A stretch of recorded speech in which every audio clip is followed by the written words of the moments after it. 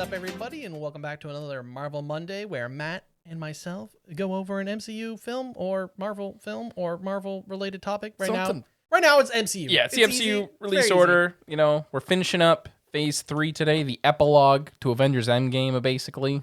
I think that's the easiest way to describe this. Strange. It was kind of a weird choice, but whatever. But, you know, who doesn't love Spider-Man? Who doesn't like Spider-Man? I thought it was good. IMDb, that's who doesn't, because they gave it a 7.3. But Rotten Tomatoes, on the other hand, critics gave it a 91, and audience gave it a 95. Small budget, in my opinion. Only 160 mil. But it made $1.133 billion. Yeah, that's pretty good. Pretty good return. Right? Just a little bit, you know. John Watts was the director, and it released July 2nd, 2019, only mere months before the pandemic truly began. Time to jump into the plot. Yep. So, broken down into a few acts here. We've got Act 1, which is the setup.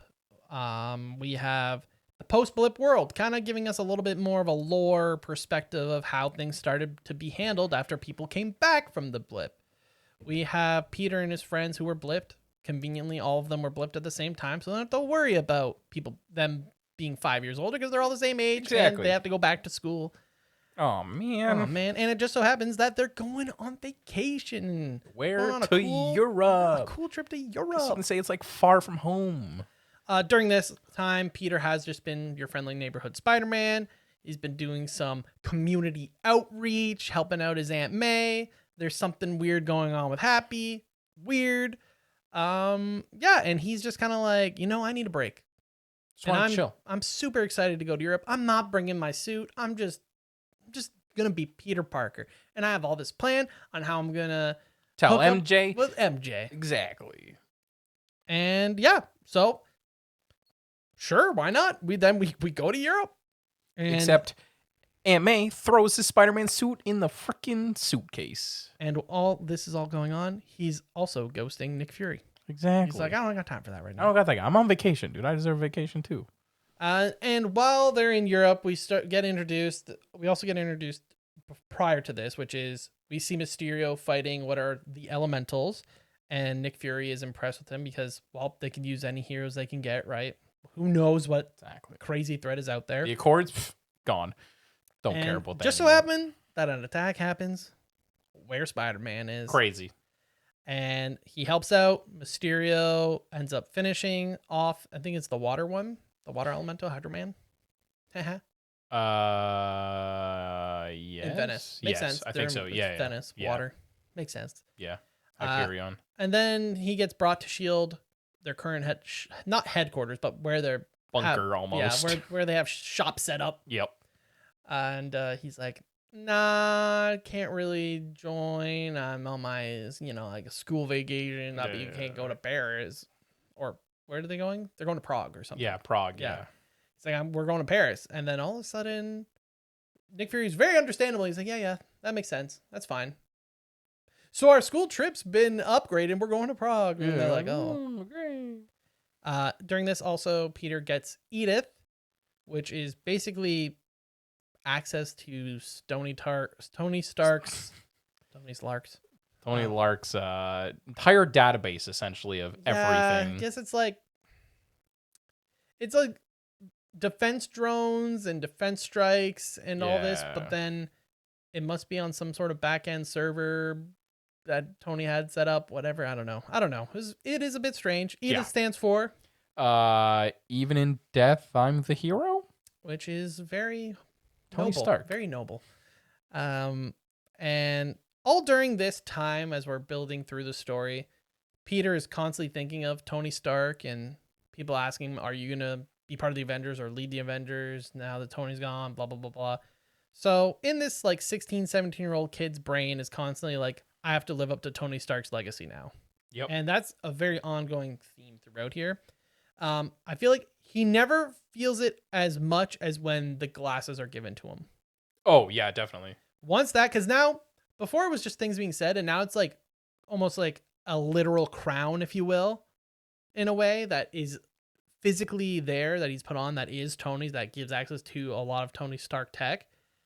And that's just a lot for Peter. And I feel like it did a good job of showing kind of that Peter is still a kid, is immature at times. But back to the story, we have the big final quote fight with the fire elemental. But during this fight, it is revealed to MJ that there is like a piece of tech that fell off during this fight, which is weird. And when basically Peter goes to confess his love, she's like, "Oh, you're gonna tell me you're Spider-Man," and he's like, "No, that's not what I was gonna It's say." not what I was gonna tell you, but yes. And then in the same way, he's like, "Are you only watching me all the time because you thought I was Spider-Man?" And then she's also like, "Yes." Yes. So they both just lying. And then the projector pops up the fight, Yeah. part of the fight, Part of the fight, yeah. and they're like, "This has all been fake." What the heck, man? So on top of this, right prior basically to meeting MJ at night, Peter decides that he is going to give the glasses that control Edith to Mysterio. Because he's rightful. He's a We'll smart get into guy. it, but like He's the next Iron Man. It's Yeah, okay. He's great. Yeah, It's fine. the guy that Tony Stark probably doesn't even know. Doesn't remember even. That's what I mean, right? Like Yeah. I'm sure Tony wants him to have Edith. So with Edith, he finds that Peter has figured that out along with MJ. It's safe to assume that Peter's probably told his other friends, and they're like, "Gotta kill all these Gotta kids kill now." all the teenagers now. Now they know our secret. So that's the final kind of act, is setting up a plan to kill Peter.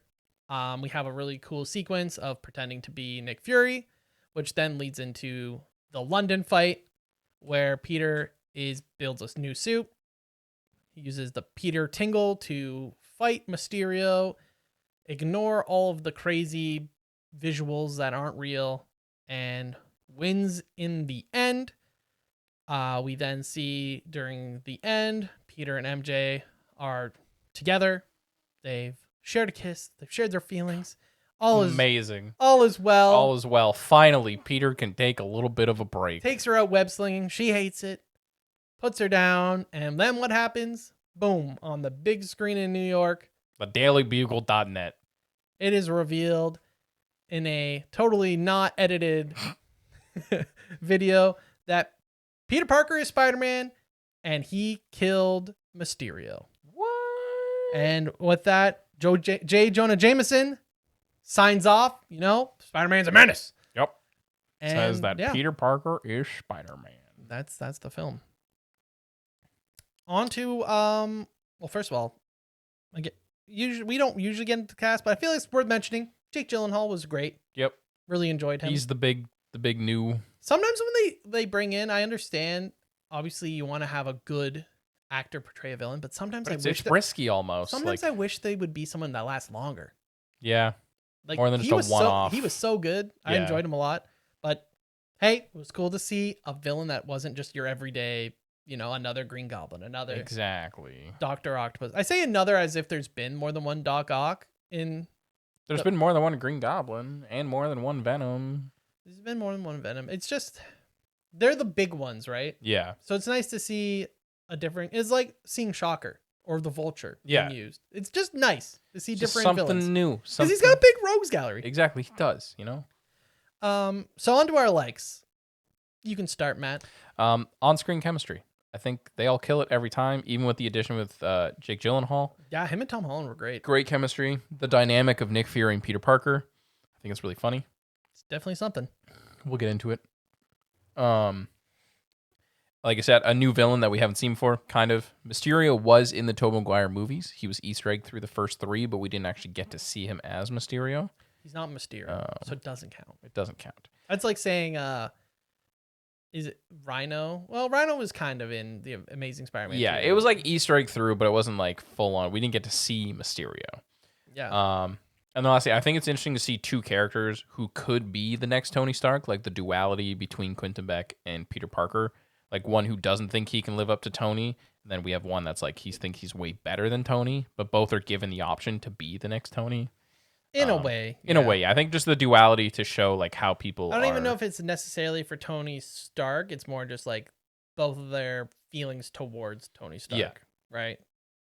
Because obviously one of them isn't even on Tony Stark's radar for a hero. Yeah. Yeah, I think Peter. I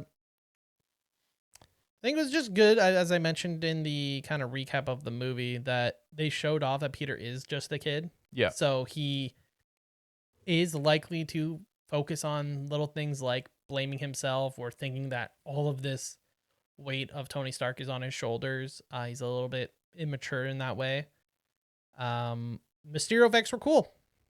Yep, I would agree. Slightly different than regular, or at least like the Mysterio that I knew watching like the cartoon and stuff, where it was only the projections. Yeah. And this one had real damage happening, which is kind of cool. Nick Fury is, just having Samuel L. Jackson. He's always great. Yep. Always great to have around. I also had that the AI usage is kind of funny to me in this film, where we're in an age now where AI is being used for a lot of things, and some people ask it to do something and it takes you very literally. And sometimes the output you'll get from your prompt is not great because, well, you didn't give it great instructions. And we see Peter doing that. There's some very unclear instructions that the AI takes very literally. Peter almost kills Ged. And almost kills his whole school. Bus, Yeah, the bus whole of bus, right? class. Yeah. So I thought that was just kind of really funny. Really highlight that moment. I wrote, poor William, always being yelled at by crazy villains. Maybe he needs to do a better job of looking like At his who to get employers. hired. But he is the same guy that gets yelled at in Iron Man 1 with the classic line of Tony Stark built this in his cave with a box of scraps. And then he comes in here and he's just getting ripped apart by Mysterio as well. Yep.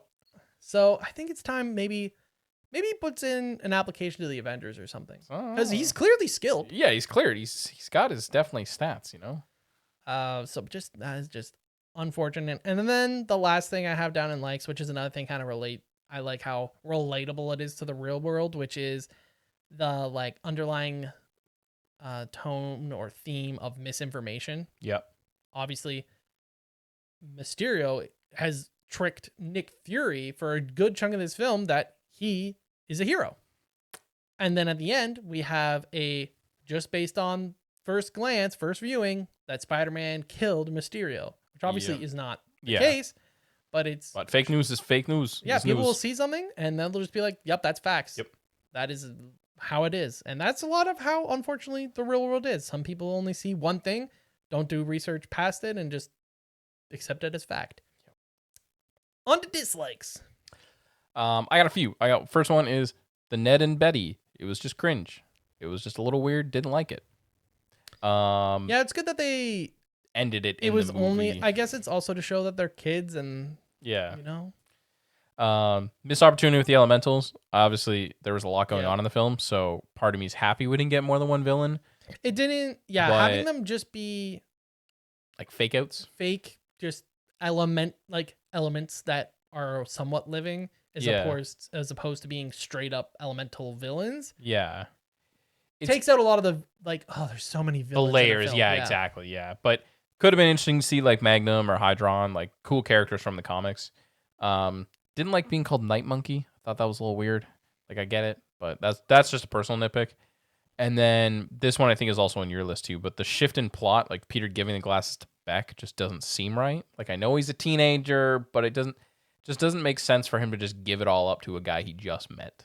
And in also to pile on that, on top of both Peter, I feel like if Peter felt like he wasn't ready, he would just put them away.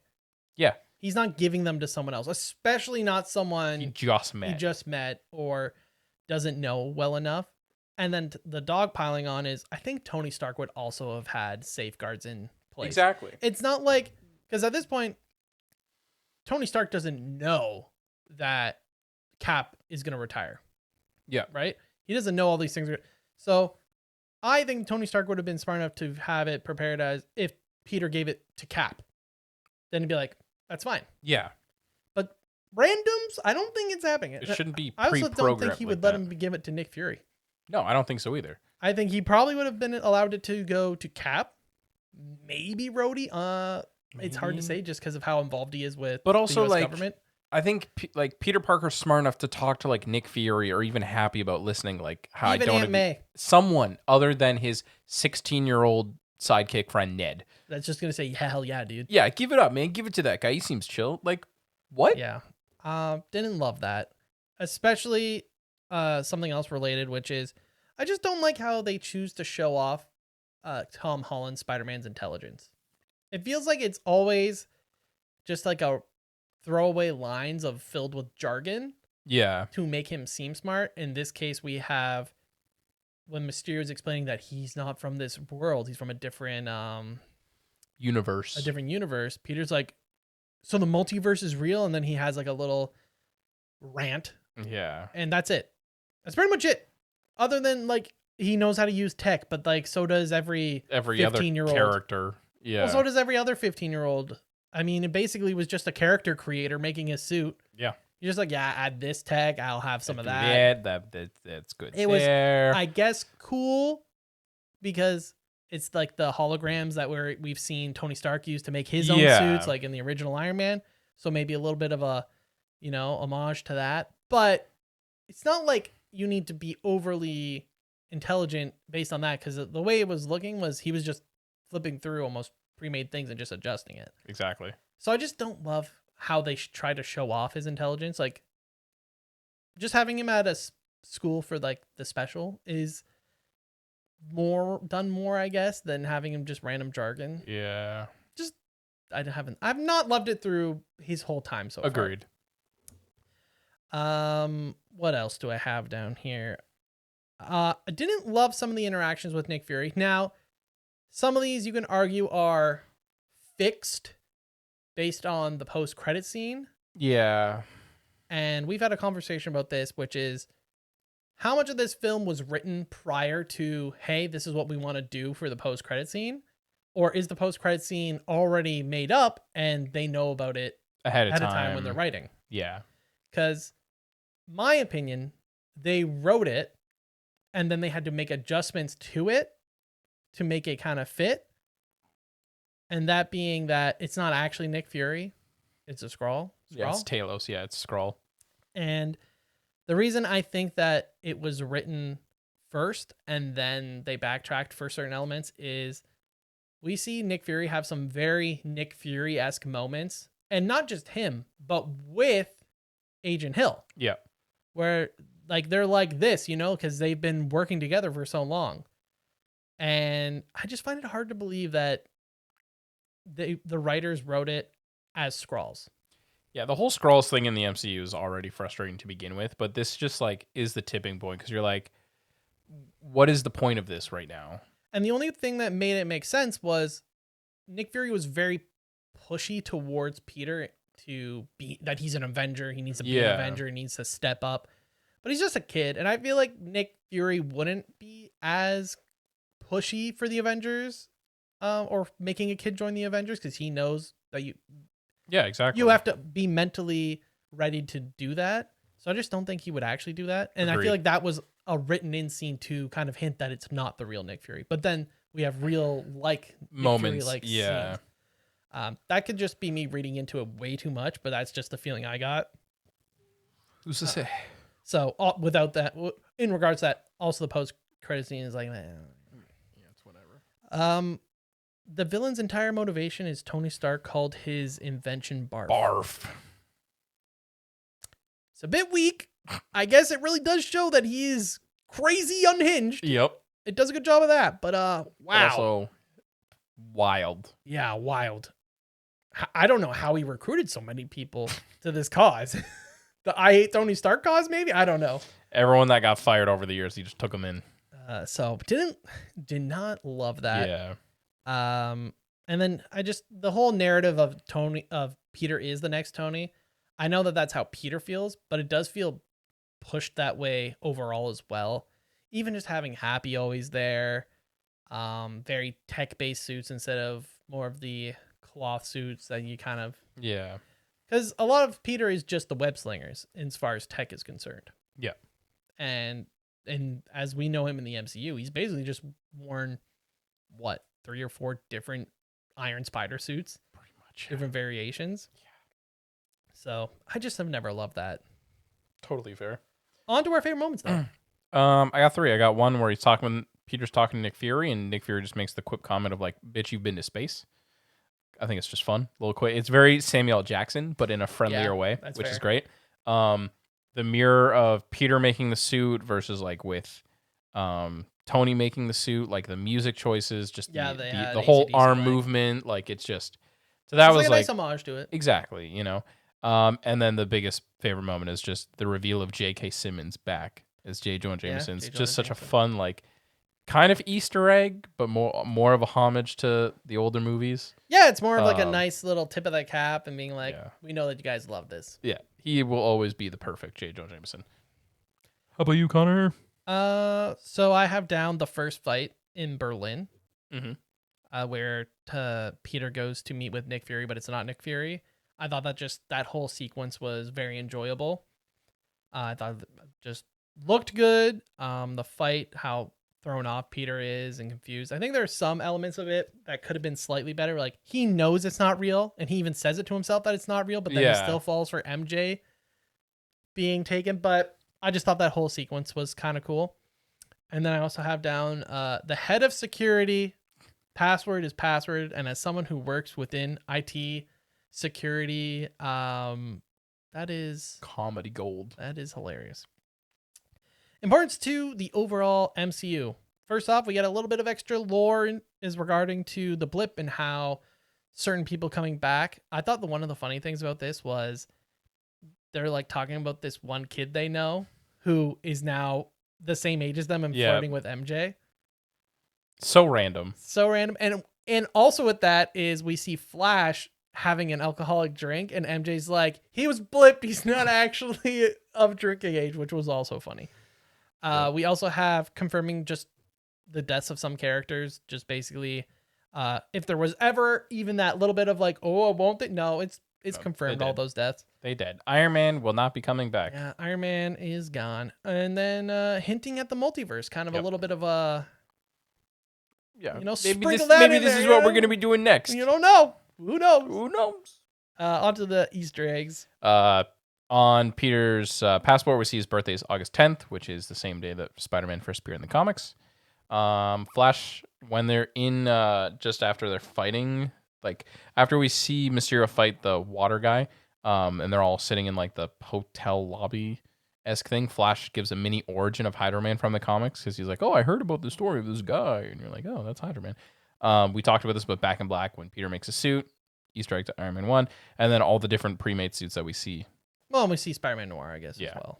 As Night Monkey. Yeah, as Night Monkey, but it's the Spider-Man Noir suit, kind of. Yeah.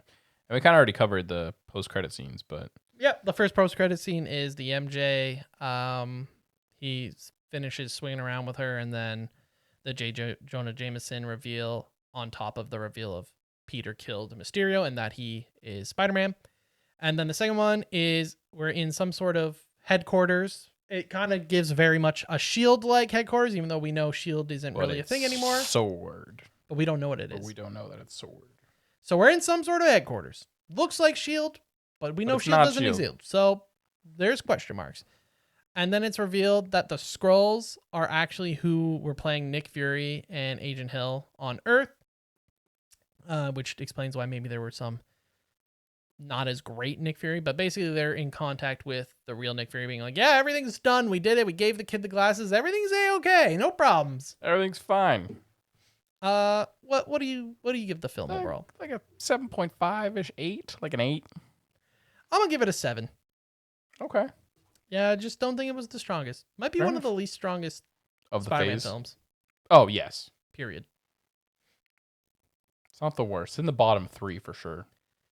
As far as this phase, maybe only above Guardians 2. Oh, yeah. Yeah. But yeah, wasn't my favorite. So fair. And that's that. That is the end of phase 3, the end of the Infinity Saga. Yeah, it was great. Stay tuned for next week, Yep. where we talk about the beginning of phase 4, which is the Black Widow movie, which takes place during phase 3, but it's a part of phase 4. Yep. So tune in next week, and don't forget to subscribe and hit that notification bell so you're notified when we upload. Exactly. And See you next week.